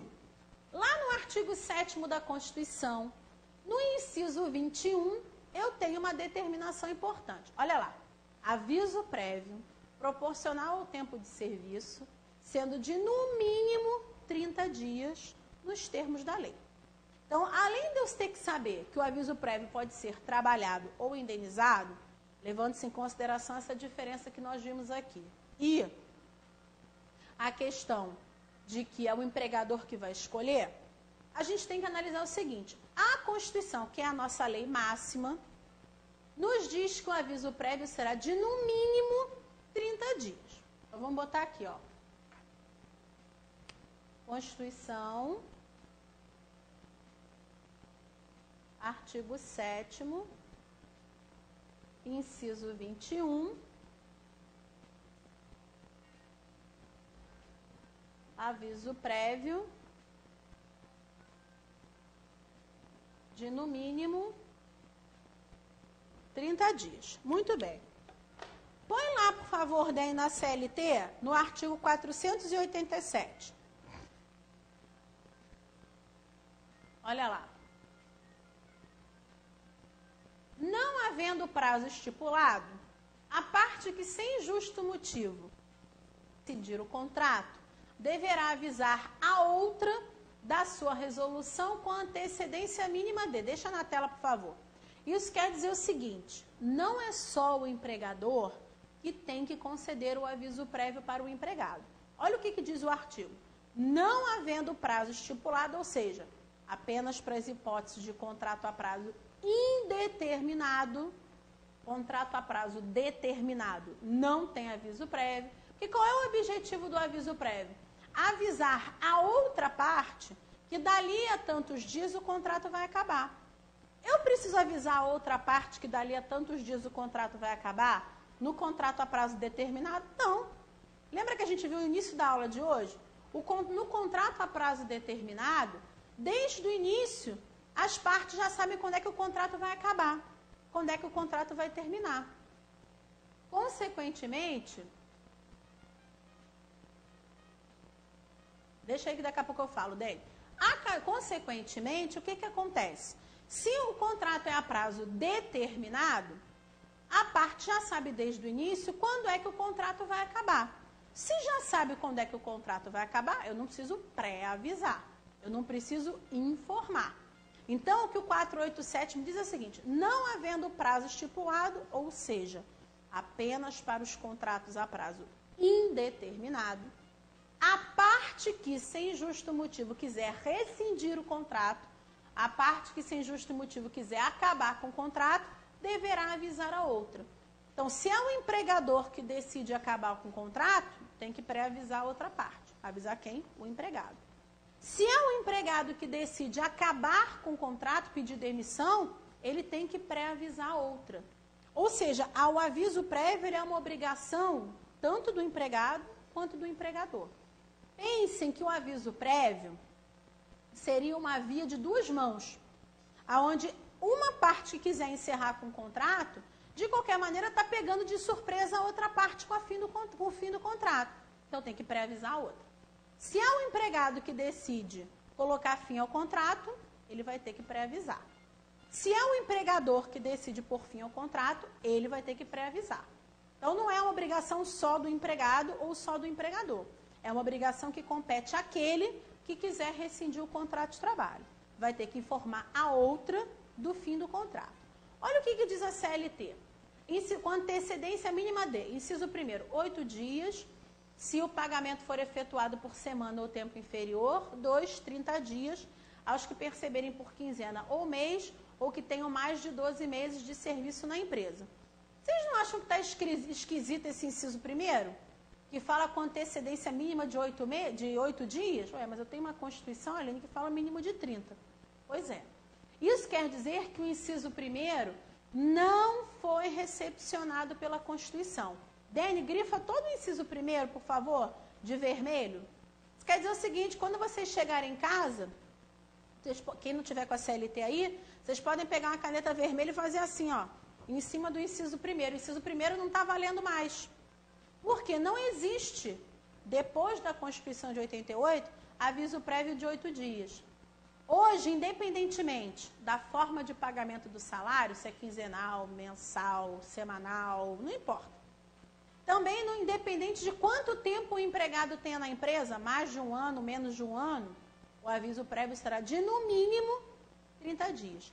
Isso é muito comum com a CLT. Quantas coisas são modificadas, não são recepcionadas, e a CLT não é dada por revogada. Não tem problema, eu estou aqui para poder ajudar vocês e para poder resolver esse problema. Tá? Então, inciso 1º, ó, podem podem riscar que não está valendo mais. Consequentemente, independentemente de qualquer coisa, se o contrato é a prazo indeterminado, a parte que decidir rescindir o contrato, a parte que decidir colocar fim ao contrato de trabalho vai ter que avisar a outra, ou seja, de quem partir a iniciativa do contrato acabar, vai ter que avisar a outra parte que o contrato vai se encerrar dali a 30 dias, por isso antecedência mínima de 30 dias. Tá? Antes de eu passar para o próximo tema, o Dene acabou de colocar aqui para mim o seguinte, que chegaram 2 e-mails reclamando da ausência de roteiro, mas ele foi verificar no site, e no site já tem o roteiro. É isso, Dene? Já está aí? Então, não preciso mais reclamar, não preciso mais brigar com ninguém. Lá no site vocês já vão achar o roteiro, só que vocês têm que entrar na turma do TRT Reta Final para achar que já está lá no site, tá? Obrigada, Dene. Aí vamos supor o seguinte, se o empregador manda embora e não pré-avisa, se o empregado pede demissão e não pré-avisa, como é que fica essa questão? Ou seja, eu sei que tem que cumprir, Mas a lei tem que pensar na hipótese de descumprimento. Tantas empresas mandam embora, então, ó, nem aí para o aviso prévio. Tanto o empregado que pede demissão, ó, também não está nem aí para o aviso prévio. O que acontece? O que acontece se o empregado pede demissão e não pré-aviso? Fala assim, ó, fui, hein? A partir de hoje, estou indo embora. Não vou dar o aviso prévio para você, meu empregador. O empregador fala o seguinte, quer saber? Vai embora. Vai procurar aquele famoso, né? Vai procurar os seus direitos na justiça, não vou te pagar nada. O que acontece? Dani, põe no parágrafo primeiro, por favor. 487, parágrafo primeiro. Olha lá. A falta do aviso prévio por parte do empregador dá ao empregado o direito aos salários correspondentes ao prazo do aviso, garantida sempre a integração desse período no seu tempo de serviço. Isso quer dizer o seguinte, se o empregador manda embora e não pré-avisa, depois ele vai ter que pagar o período correspondente ao aviso. É como se a ausência de concessão de aviso prévio transformasse o aviso prévio num aviso prévio o quê? Indenizado. Então, se não concede o aviso, tem que pagar o aviso. Só que o mais importante desse parágrafo primeiro é a parte final. Grifa para mim, Dani, por favor. Garantida sempre a integração desse período no seu tempo de serviço. Aqui é para vocês entenderem o seguinte, não importa, não interessa qual o tipo de aviso prévio, se é o aviso prévio trabalhado ou se é o aviso prévio indenizado. Ambos sempre vão integrar o tempo de serviço do empregado para todos os fins. Isso quer dizer o seguinte, hoje são, que dia que é hoje? Que o meu relógio não tem data, 23, é isso? 23? Hoje são 23, dia 23 de janeiro. Vamos botar amanhã que é segunda-feira, né? Dia 24 de janeiro, o empregador chega para você e fala o seguinte, ó, a partir de hoje, estou mandando você embora. Aí ele fala, só que eu quero que você trabalhe os próximos, eu quero que você trabalhe o aviso prévio. Você, tá bom, né? Fazer o quê? Não tem muita escolha. Ou então ele chega para você e fala assim, olha, estou mandando você embora e eu não quero que você trabalhe aqui, eu vou conceder o seu aviso prévio da forma indenizada. Não, você não vai trabalhar, eu vou te pagar. Muito bem. A importância dessa partezinha final do parágrafo primeiro, garantida sempre a integração desse período no tempo de serviço, isso é importante para a gente saber qual é a data que tem que ser dada de baixa na carteira de trabalho. Qual é a data que tem que constar de saída na carteira de trabalho? Sempre com a projeção dos 30 dias. Então, por exemplo, se você é mandado embora amanhã, dia 24 de janeiro de 2011, contando-se os 30, levando em consideração que janeiro é o mês de 31 dias, você vai chegar no dia 23 de fevereiro. E a data que tem que constar de saída na sua carteira de trabalho é o dia 23 de fevereiro de 2011. Seja o seu aviso prévio trabalhado ou seja o seu aviso prévio indenizado. Tem muito empregador por aí que fala o seguinte, ué, mas o seu último dia trabalhado é hoje? Por que eu vou ter que projetar os 30 dias para fins de baixa na carteira de trabalho? Eu só vou botar só vou acrescentar esses 30 dias para fins de baixa na sua carteira de trabalho se você trabalhar. Seu último dia trabalhado não foi dia 24? Essa não é a interpretação do TST. Quer ver? Dani, põe para mim, por favor, na orientação jurisprudencial. Eu acho que é 82. Põe para mim, por favor. Não sei se é 82 ou 83. 82. Orientação jurisprudencial número 82 da SDI 1. Olha lá. Aviso prévio. Baixa na CTPS. A data de saída a ser anotada na CTPS deve corresponder a do término do prazo do aviso prévio, ainda que indenizado. Então, não importa. Só pensar o seguinte, quem foi que escolheu o tipo de aviso prévio? Foi o empregador. Então, a escolha do empregador não pode retirar 30 dias do tempo de serviço do funcionário. Vocês podem pensar, Aline, mas são só 30 dias. São 30 dias para fins de aposentadoria, são 30 dias para muita coisa. São fins de período que ele vai ter direito a receber do seguro-desemprego. É muita coisa, 30 dias são muita coisa. Parece pouco, mas não é. Então, o que o empregador tem que saber? Pela orientação jurisprudencial número 82 e pela interpretação do artigo 487, parágrafo 1º, O aviso prévio, independente da sua modalidade, trabalhado ou indenizado, o período do aviso prévio, ou seja, os 30 dias, vão integrar o tempo de serviço do empregado para todos os fins. Então, sempre vão ter que ser inseridos os 30 dias. Sempre vai ter que ter a projeção dos 30 dias para saber qual é o dia de baixa na carteira de trabalho, tá? Então, se o empregador não dá o aviso prévio, ele vai ter que pagar. E sendo indenizado ou trabalhado, tem que projetar os 30 dias para fins de data de baixa. Mas, se é o empregado que não concede o aviso prévio para o seu empregador? E se é o empregado que fala assim, ó, quero nem saber, vou dar o fui por esse empregado aí que eu já tenho outra coisa em vista há muito tempo. Como é que vai funcionar? Põe para mim, por favor, Dene, 487, parágrafo 2º.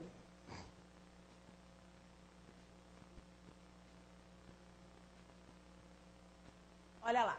A falta de aviso prévio por parte do empregado dá ao empregador o direito de descontar os salários correspondentes ao prazo respectivo. Então, se o empregado fala o seguinte, olha, amanhã, vamos pegar o mesmo exemplo, chega amanhã, dia 24, fala assim, olha só, hoje é meu último dia trabalhado aqui, já arrumei o outro trabalho, não vou poder cumprir o aviso prévio para você. O empregador tem duas alternativas.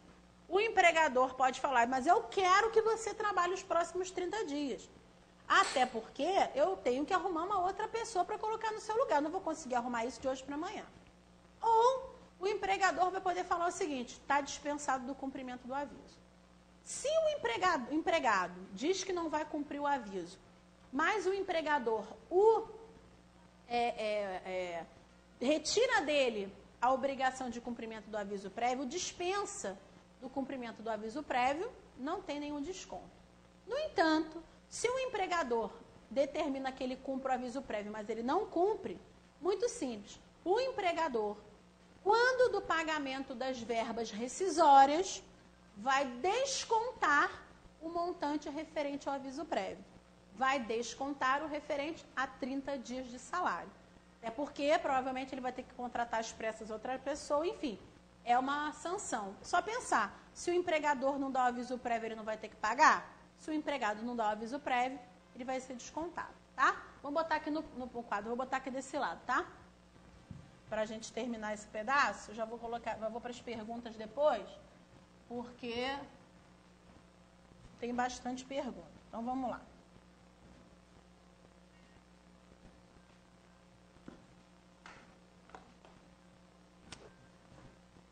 Aqui, se o empregador não concede o aviso prévio para o empregado, qual é a consequência? Pagamento do período. Se o empregado não concede o aviso prévio ao empregador, duas podem ser as soluções. Se o empregador dispensa o empregado do seu cumprimento, ele fala, tá bom, já é um outro lugar? Então vá com Deus, vá trabalhar em outro lugar, ele está dispensado, não vou te descontar não. Muito simples. E o empregador dispensando o empregado do cumprimento do aviso prévio, não há desconto. Se o empregador determina o cumprimento e o empregado, obviamente, não faz,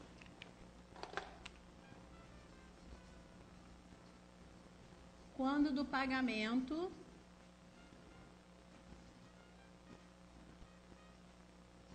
das verbas rescisórias, o empregador descontará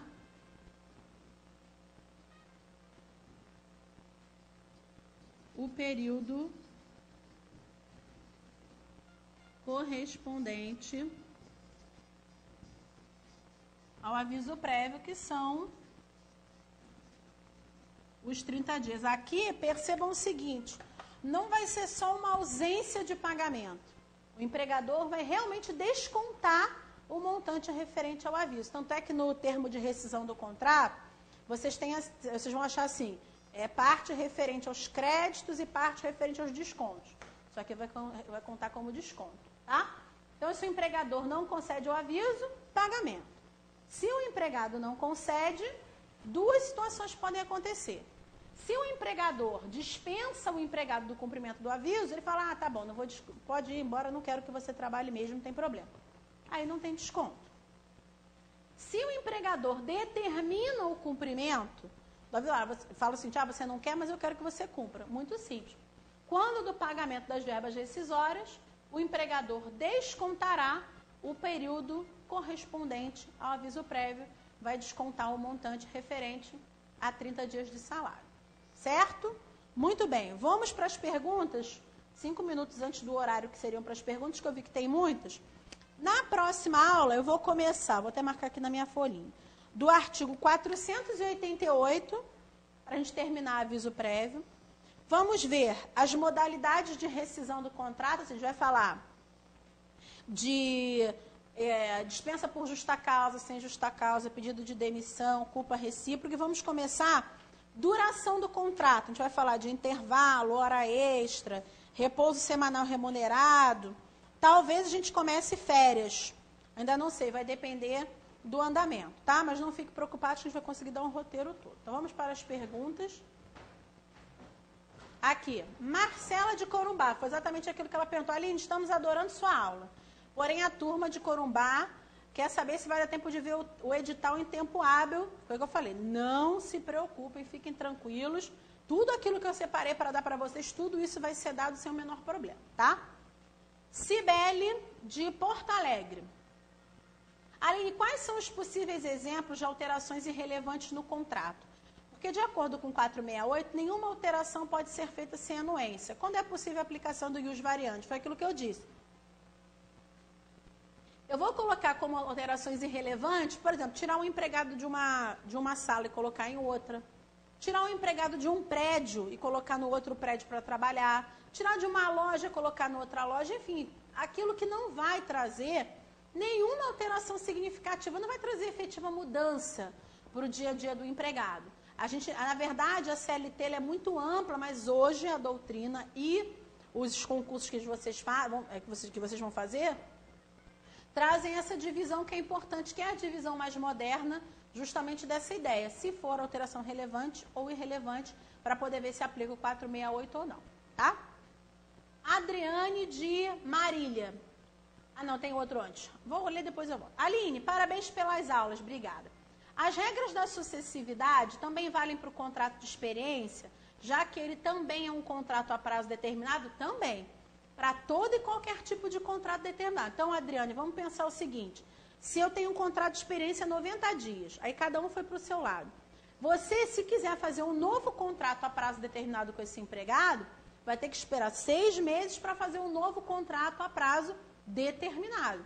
Por quê? Na verdade, o contrato de experiência nada mais é do que uma espécie de contrato a prazo determinado. Então, o raciocínio é igual, tá?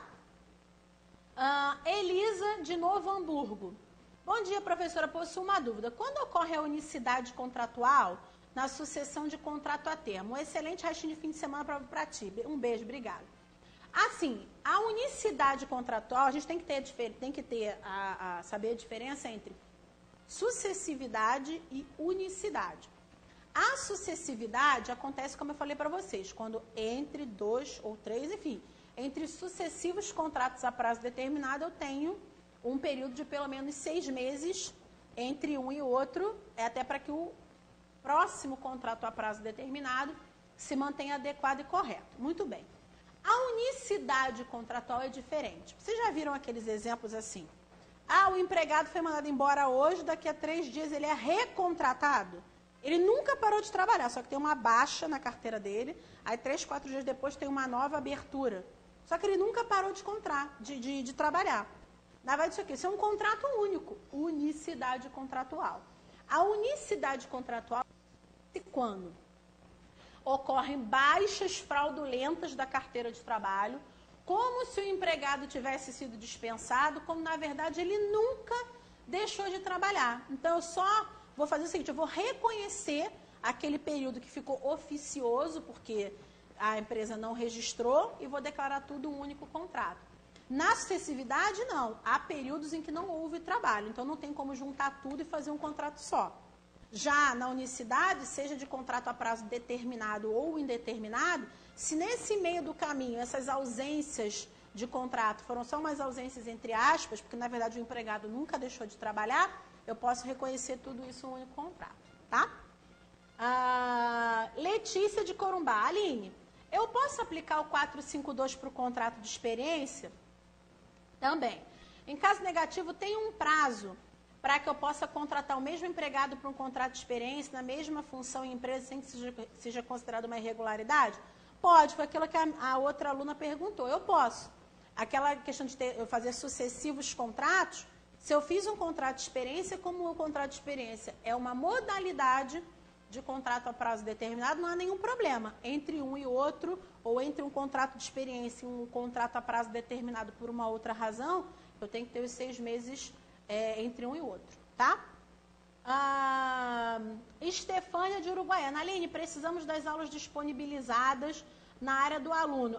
Pois é, foi aquilo que o Dene já falou. Já está no site que ele já viu ali, inclusive. Dá uma olhadinha na área do aluno, na turma do Reta Final, que já está lá, tá?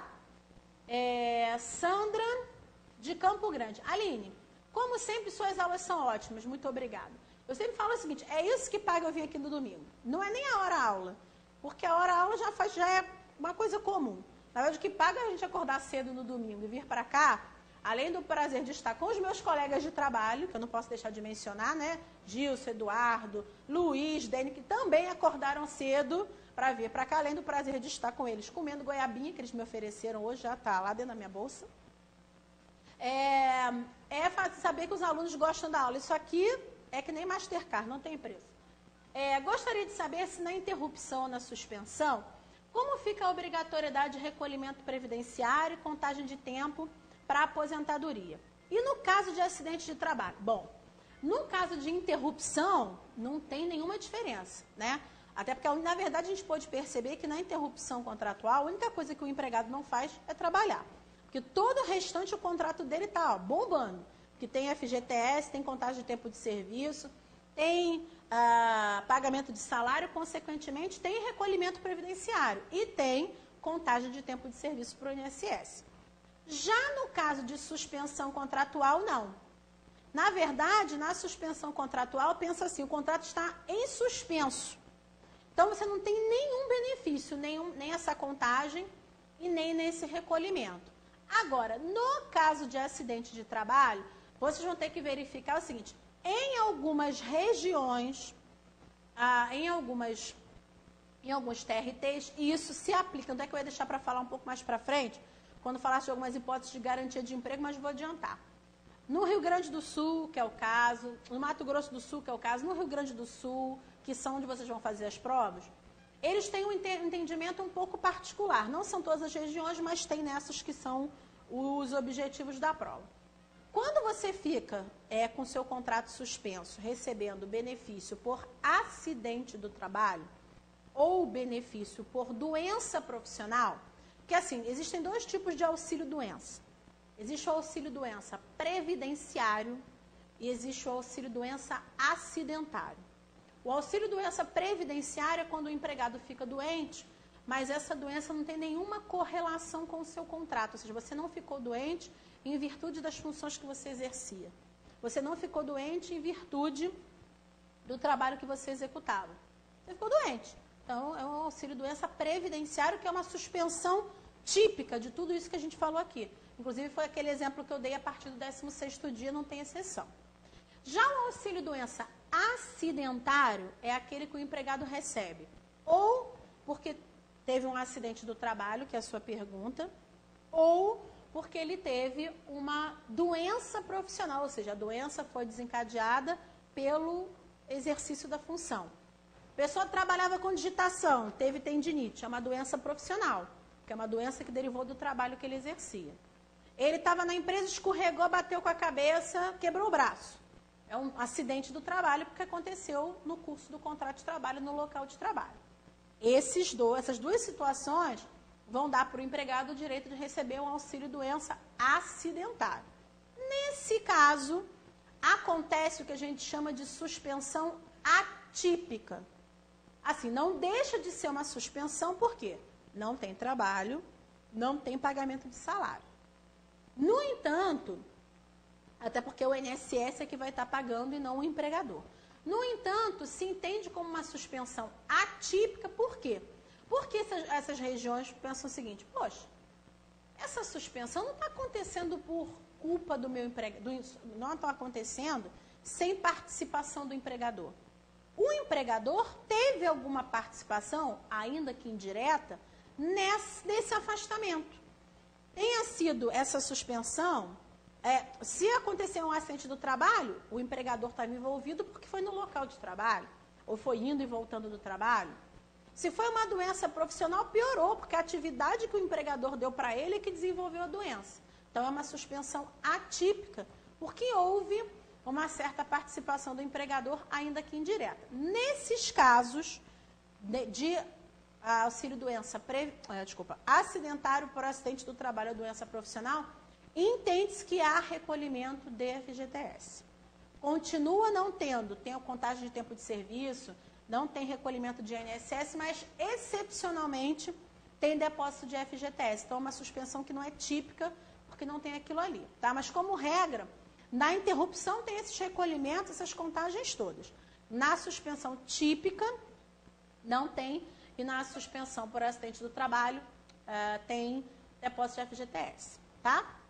Sandra de Campo Grande. Aline, quando a empresa contrata verbalmente um funcionário e manda fazer o curso realizado pelo empregador e somente assina a carteira de trabalho, quando o funcionário efetivamente começa a trabalhar, a obrigatoriedade de pagamento destes dias de curso, olha qual é a pergunta, quando a empresa contrata verbalmente, manda fazer o curso realizado pelo empregador e somente assina a carteira depois, ou antes, não importa.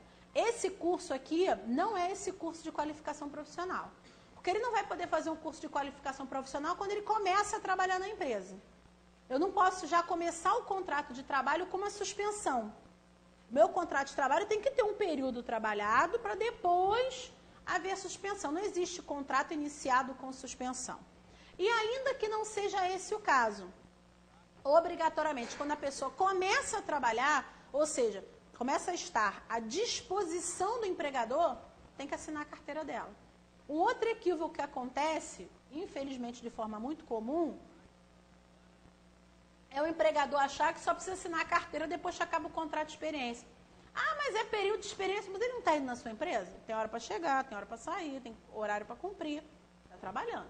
Então, pensa o seguinte, ainda que não seja essa hipótese do curso de qualificação profissional, pensa o seguinte, ainda que o empregador determine que ele faça um curso, ele já está à disposição do empregador. Ele não pode deixar de comparecer ao curso. Então, a carteira tem que ser assinada desde o primeiro dia do curso, que é quando o contrato já se entende que o contrato estaria em vigor, tá? Tem mais alguma, Dênia? Não? Então não. Queridos, espero que vocês tenham gostado da aula. Fico feliz daqueles que informaram que já gostaram. O material, como eu falei, o Dênia já viu ali, já está disponibilizado no site. Na próxima aula a gente vai estudar a partir do 488 e a gente vai em frente com rescisão contratual e começar a duração do trabalho, certo? Excelente domingo para vocês, boa aula na parte da tarde. Até a próxima!